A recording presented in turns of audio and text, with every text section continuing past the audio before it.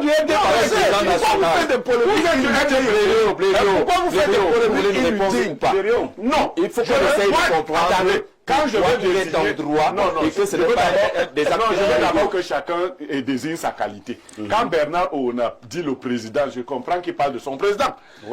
Quand Saint-Éloi dit président, il parle de son ancien président. Vous ne dites pas le président national. C'est un problème. 2016 a établi un empereur à la limite. Le président national. Un empereur et à la limite, un dictateur. Laissez-moi parler. Laissez-moi parler. Les interprétations arbitraires. Article 18. C'est ça. Le Congrès définit l'orientation politique, économique, sociale et culturelle ainsi que le cadre général de l'action du parti. Alinéa 2. Il se tient tous les 5 ans. Toutefois, en cas de nécessité, cette période peut être abrégée ou prorogée par le bureau politique. C'est dans les textes de M. C'est ça, justement. Nous allons arriver.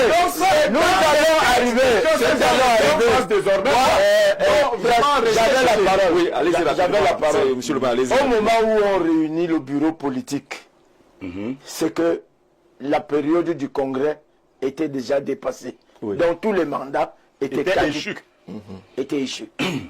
On réunit donc le bureau politique, comme il le dit si bien, tout le monde, même lui-même était dans l'illégalité.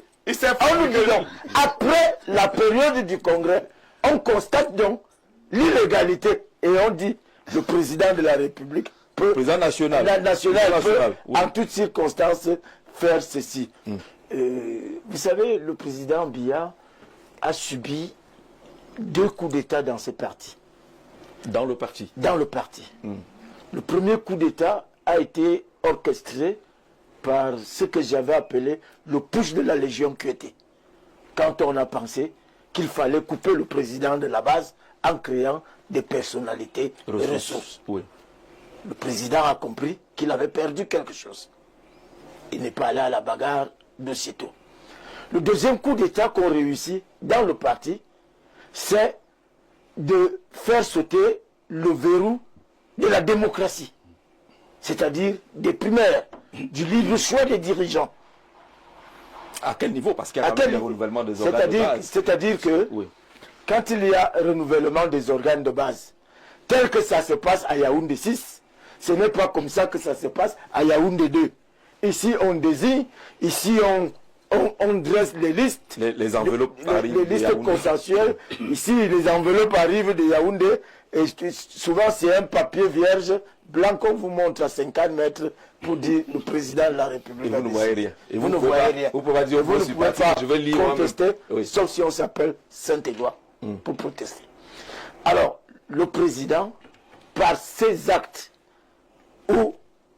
qu'il prend seul, c'est une reprise du parti en main pour démontrer aux uns et aux autres que malgré tout ce que vous avez fait, j'ai resté le maître du jeu. Et c'est pour ça que... Ça montre que le parti, il y a le président national, il y a les autres. Et il y a les autres.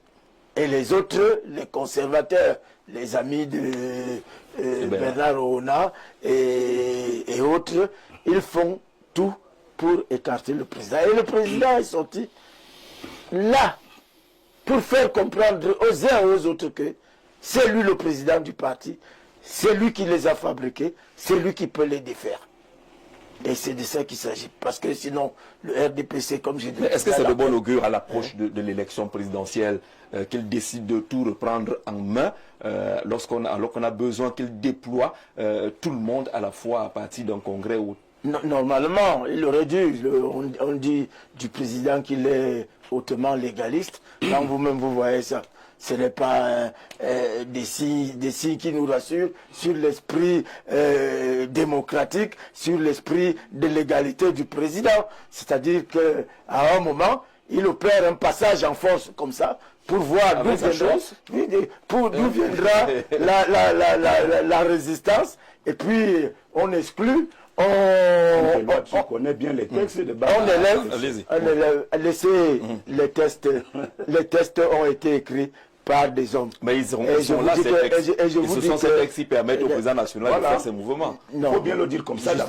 Justement, pourquoi les textes prévoient un congrès toutes les 5 années? Pourquoi il n'y a pas de congrès? Pourquoi ne pas attendre le congrès? C'est parce que l'opportunité de reprise en force du parti est là. De toutes les façons, avec la régularisation qu'il y avait eu par le bureau politique en 2016, vous pensez que le président a encore besoin d'un congrès? Il n'en a pas besoin.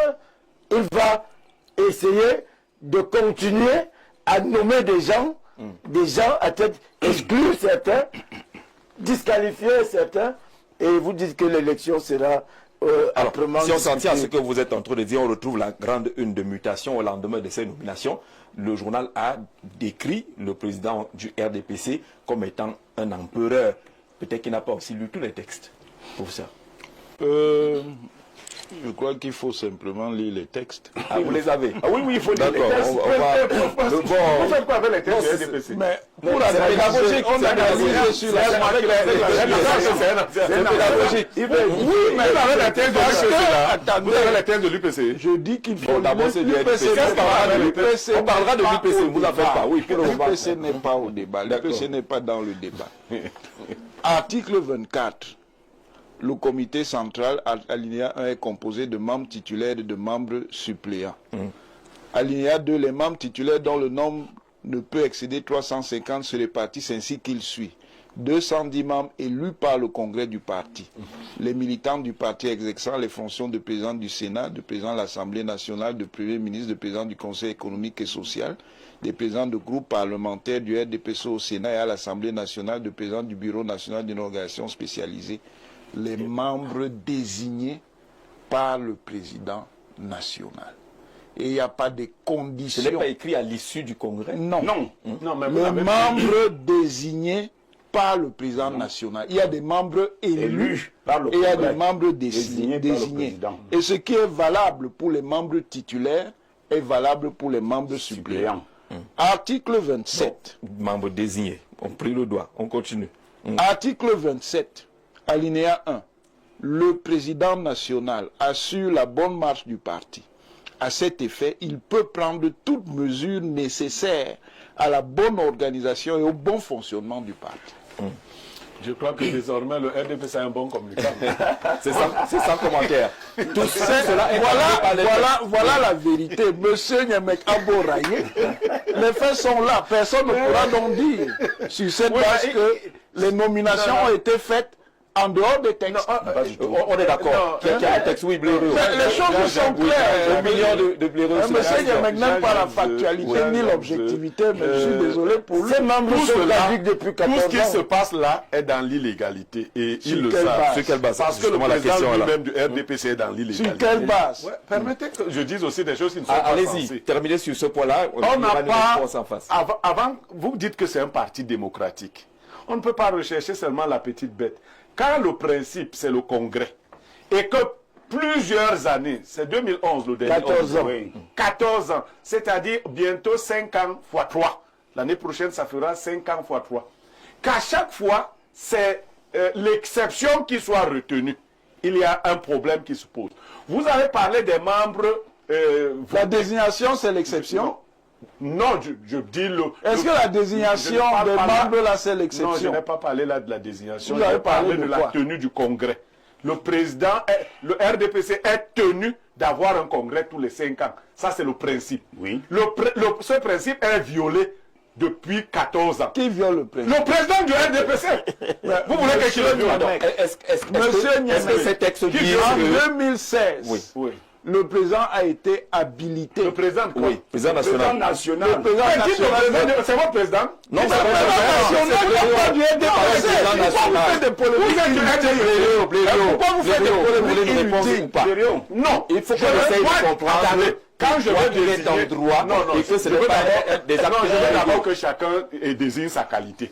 Quand Bernard Ouna dit le président, je comprends qu'il parle de son président. Quand Saint-Éloi dit président, il parle de son ancien président. Vous ne dites pas le président national. Moi, je lis les textes. De qui? Ça me suffit. De qui? Monsieur Yemek. Voilà les textes. La question est sur la légalité ou l'illégalité. Une information. C'est quel juridisme? Le juridisme est une base de vous savez, sur 2016. Sur 2016. Oui, voilà. Je voulais confirmer que le 3 novembre 2016, une réunion du bureau politique s'est tenue au Palais de l'Unité, à laquelle ont pris part l'ensemble des membres du bureau politique vivant. C'est un 2016 a établi un empereur à la limite. Le président national. Un empereur et à la limite, un dictateur. Laissez-moi parler. Laissez-moi parler. Les interprétations arbitraires. Oui. Article 18. C'est ça. Le Congrès définit l'orientation politique, économique, sociale et culturelle ainsi que le cadre général de l'action du parti. Alinéa 2. Oui. Il se tient tous les 5 ans. Toutefois, en cas de nécessité, cette période peut être abrégée ou prorogée par le bureau politique. C'est dans les textes de M. Nous allons arriver. J'avais la parole. Oui, allez-y, la parole, monsieur le maire. Au moment où on réunit le bureau politique, c'est que la période du congrès était déjà dépassée. Donc tous les mandats étaient échus. On réunit donc le bureau politique, comme il le dit si bien, tout le monde, même lui-même était dans l'illégalité. Après la période du congrès, on constate donc l'illégalité et on dit le président de la République peut, le président national, en toutes circonstances faire ceci.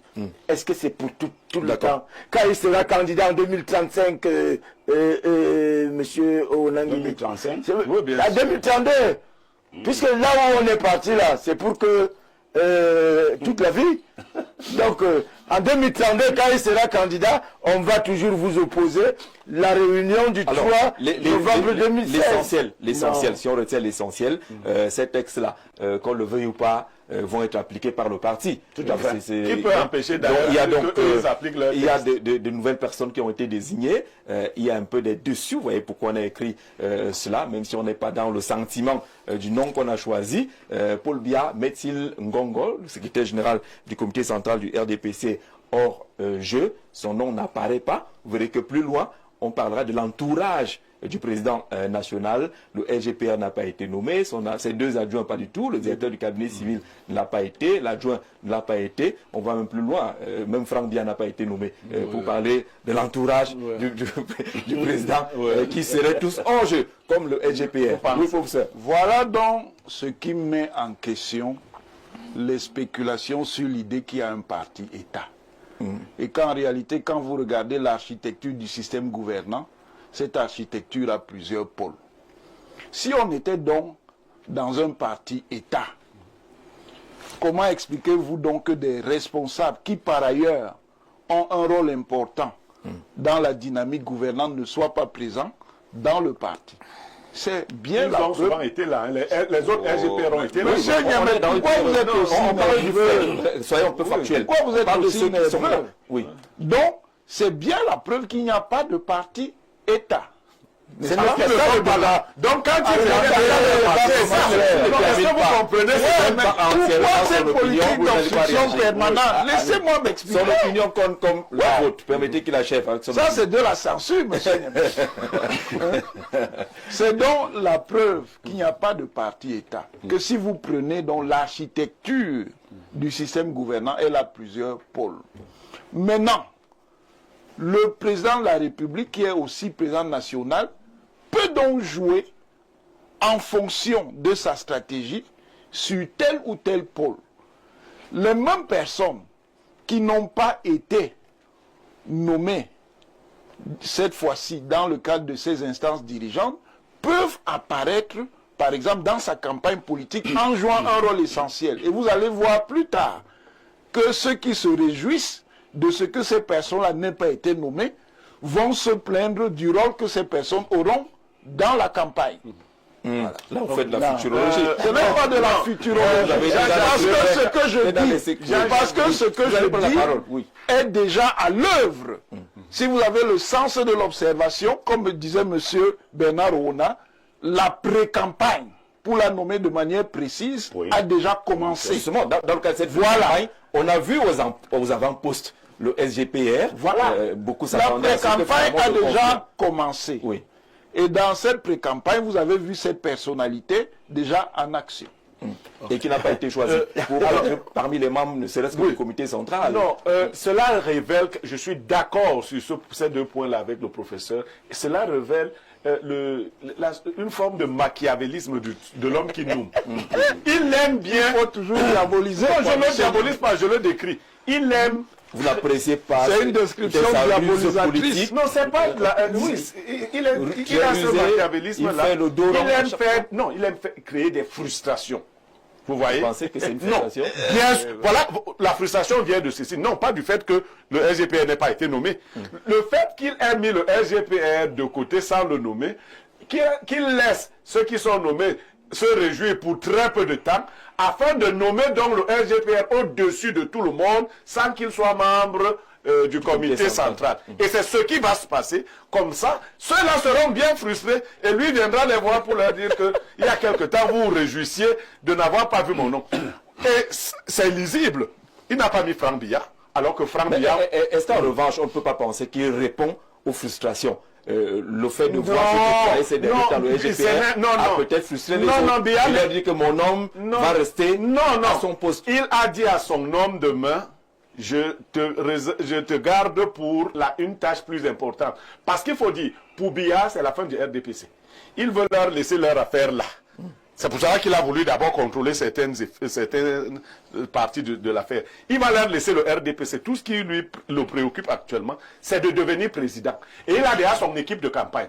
C'est le SGPR, c'est le DCC, c'est son fils qui vont l'accompagner. Frustrant donc le reste. Parce que tous ces gars-là... Tous ceux qui vont l'accompagner n'ont pas d'attribut dans le parti. C'est donc cela la frustration. C'est-à-dire que Jean-Jacques Zeu, vous êtes ici, vous avez un statut. Et on vous désigne quelqu'un comme PDG ad hoc, qui est à Equinox. C'est ce que Biya aime faire. Donc il va les traumatiser avec la nomination. Et d'ailleurs, il le fait déjà. Vous comprenez? Et là où je ne suis pas d'accord avec le professeur, il a fait une analyse. Il a dit que c'est la preuve qu'il y a la démocratie, le fait que les proches collaborateurs... Qu'on n'est pas dans un parti État. Qu'on n'est pas dans un parti État. On n'est pas dans un parti. C'est bien. Maintenant, comme il est prof de logique en même temps, dès qu'on inverse, ça veut dire qu'au moment où ces proches collaborateurs, pas ceux d'aujourd'hui, étaient dans les organes dirigeants du RDPC, on était donc dans un parti... Pas du tout, parce que comme je vous l'ai dit... Oh non, comme je vous l'ai dit... Non, écoutez, comme je vous l'ai dit, le parti État... Vous ne pouvez pas tirer d'une conclusion à partir de... Non, mais là, vous n'avez pas parlé de... Vous avez... Il a dit lorsqu'il définissait le parti État... Je ne parle pas de la première intervention. Je dis le professeur Bourangini a dit que la preuve que le RDPC n'est pas un parti État. Ça, c'est dans sa démonstration. C'est que les proches collaborateurs ne sont... Les acteurs importants de la machine. Alors, on prend la même logique, on garde les mêmes prémices et on tire la même conclusion.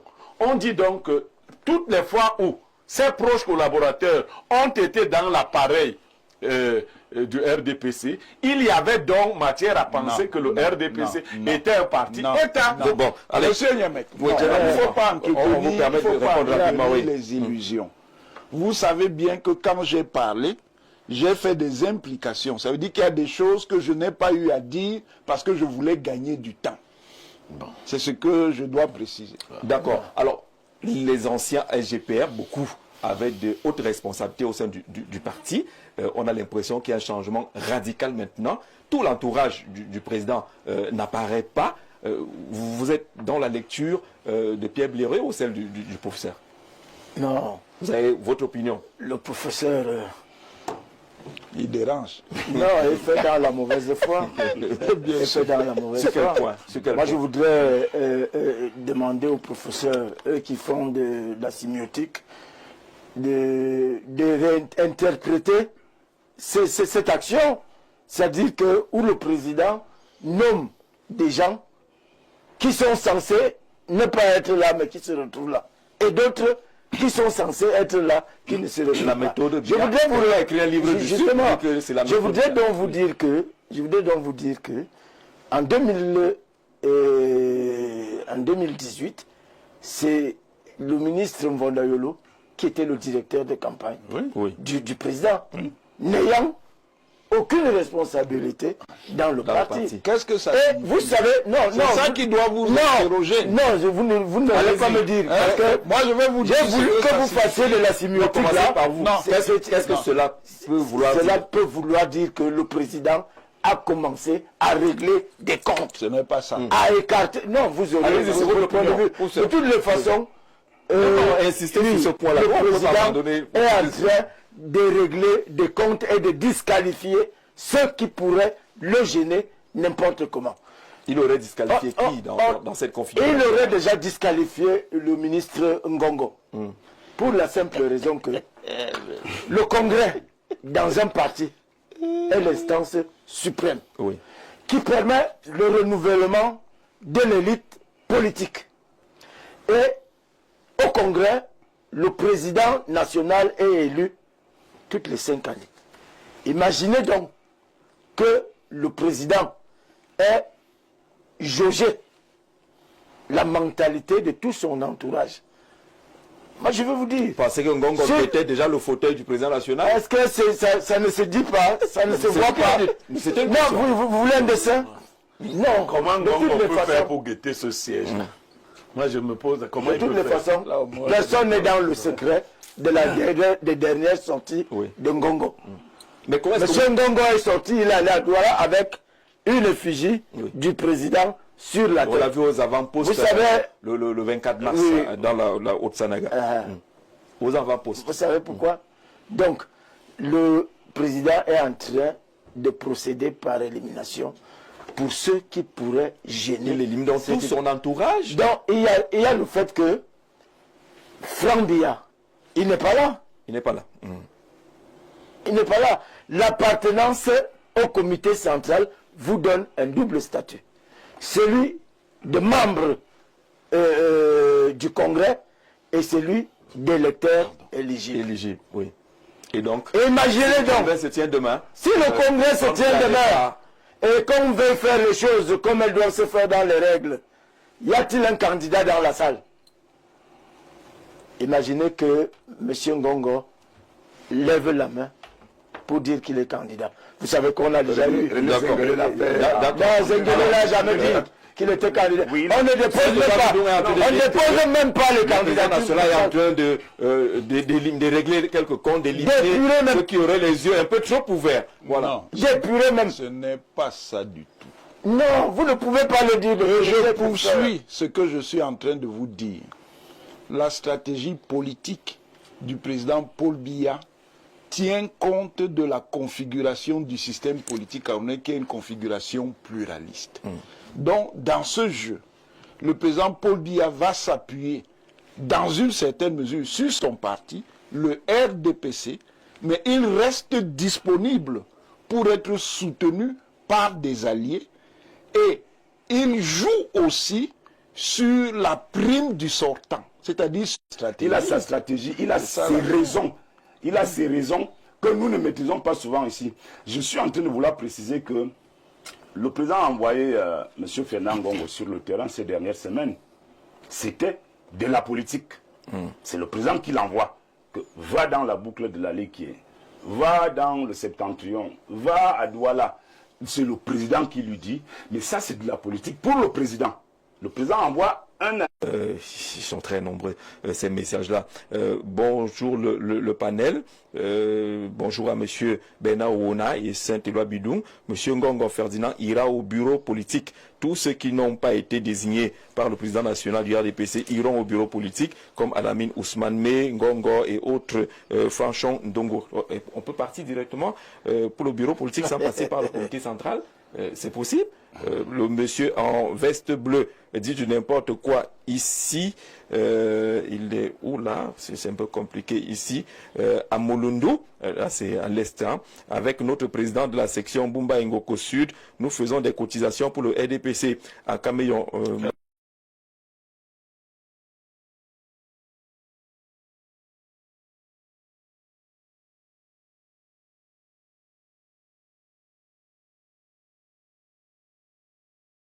RDPC et de ce que le RDPC aurait dû réaliser dans ses 40 ans d'âge. Aujourd'hui, on parle des décisions du président national. Là, je prends la place d'un militant objectif qui interprète les décisions du président national. Lundi, j'avais le regard critique pour reconnaître que le RDPC n'a pas beaucoup aidé les Camerounais dans ces 40 ans d'existence parce qu'il y avait un problème d'ordure ménagère. On parlait d'ordure ménagère par rapport à ce que le RDPC avait encore entre ses...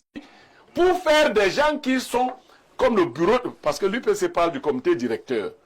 Le bureau politique, c'est des gens qui ont émergé à l'intérieur et qui ont atteint le sommet.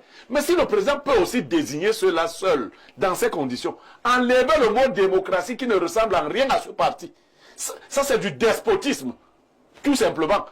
Le journal qui a dit que c'était un empereur, il faut ajouter autre chose à côté d'empereur.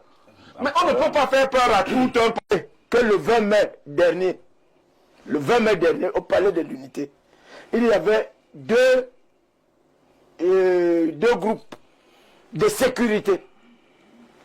Moi, je voulais apporter une précision pour dire en ajoutant qu'il a la main mise sur tout ce qui se passe. Je sais que c'est l'aspect que vous avez retenu.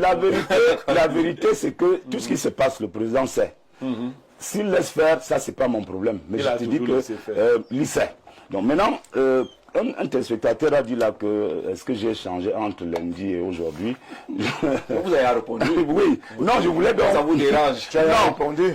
J'ai répondu. Maintenant, je voudrais donc répondre en disant que moi, je suis de ceux qui critiquent cette façon de choisir les gens au sein du RDPC sans vouloir valoriser les jeunes et les femmes. Et quand je le critique comme ça, c'est parce que nous voulons qu'il y ait vraiment un maximum de jeunes. Il faut que les jeunes soient introduits dans les instances dirigeantes de notre parti pour qu'ils apprennent. Pour qu'ils apprennent. Là, je m'adresse au président national. Je m'adresse au président national. Vous voyez, parmi les membres qu'il a nommés là, je pense qu'il y a 3 femmes. Si je ne m'abuse. Il y a 6. Il y a 6. Bon, j'ai retenu 3 noms. Madame Libomlinken, Madame Nalova, Madame Montpeya, et puis Madame Achidi. Voilà. Donc, honnêtement, je pense qu'on pouvait faire mieux. Il faut nommer les femmes. Dans les délégations régionales, c'est pas s'il y a une seule femme. Il n'y en a pas. Dans les délégations départementales, je ne sais pas combien de femmes il y en a sur 58, mais j'avoue qu'il n'y en a pas beaucoup. Je ne sais pas s'il y en a 2 ou 3 sur 58. Donc moi, personnellement, j'ai un problème avec cette façon de rester dans une certaine tranche d'âge. C'est comme si c'était un problème générationnel, mais il faut que le président national nomme davantage de femmes et davantage de jeunes pour qu'ils apprennent, pour qu'ils commencent. Pourquoi le président est convaincu que ce n'est pas possible? Pourquoi les jeunes ne peuvent pas simplement sanctionner le président de la République? Non, il y a la discipline au sein du RDPC. C'est une secte. C'est quel genre de discipline? Que toi, tu ne nommes jamais les gens. Ceux qui ont essayé, voilà. Nous devons interpeller. Moi, en tant que militant du RDPC, je le fais, je le dis régulièrement. Moi, je prie, j'exhorte le président national à ouvrir davantage la porte là où vous les avez enlevés à la jeunesse pour que celle-ci vraiment apprenne, que celle-ci vienne apprendre auprès des aînés pour que demain on n'ait pas de soucis de succession ou de remplacement. Il faut apprendre les femmes, Madame Zitchem à Bodio, Marthe Félicité, je crois qu'elle doit être maire à Bafia, Madame Nguene Pauline Irène, des affaires sociales, Madame Yassonde Achidi Judith, Madame Mba Acha Fomundam Rose, au contrôle supérieur de l'État. Mais carrément tout l'État qu'on a mis dans le RDPC. Et vous dites que ce n'est pas le parti État. Il y en a là. Très belle émission s'agissant de la nomination. Qu'est-ce qu'on lit en perspective après cette sortie du président national du RDPC? Ben, nous sommes, comme on l'a dit au début de cette émission, nous sommes déjà en pleine pré-campagne électorale, dont le président national du RDPC... La Constitution connaît la pré-campagne.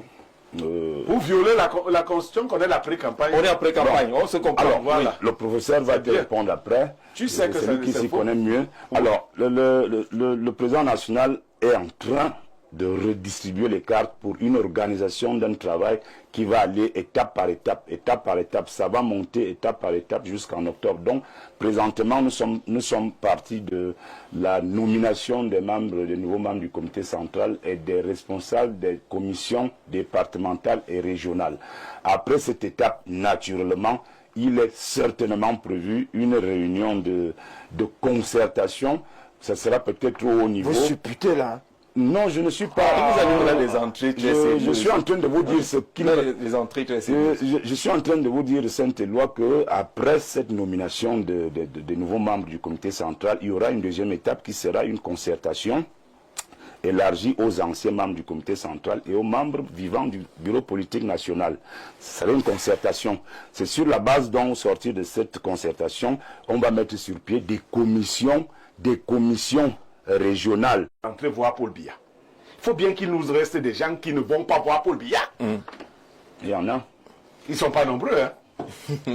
D'accord, on va terminer l'émission. Je vous donne rapidement lecture de ce communiqué qui nous parvient à l'instant. Il est signé du ministre de l'administration territoriale relativement à la fin du Ramadan. Le communiqué Radio-Presse dit ceci: alors que les fidèles musulmans s'apprêtent à terminer en toute quiétude la fin du jeûne de Ramadan, une association sans mandat dénommée Conseil camerounais du croissant lunaire s'est permise de diffuser un communiqué indiquant la fin du jeûne pour le samedi 29 mars, ce qui implique que la fête se déroulera le dimanche 30 mars 2025, tout en exprimant nos regrets causés par la fausse information du Conseil camerounais du croissant lunaire. Le ministre de l'administration territoriale lance une sévère mise en garde aux auteurs de cette imposture qui n'a que trop duré et qui sème une confusion inutile dans les esprits à un moment où les fidèles musulmans doivent remercier Allah tout-puissant et miséricordieux pour une fin heureuse de cette période de prière, de pardon,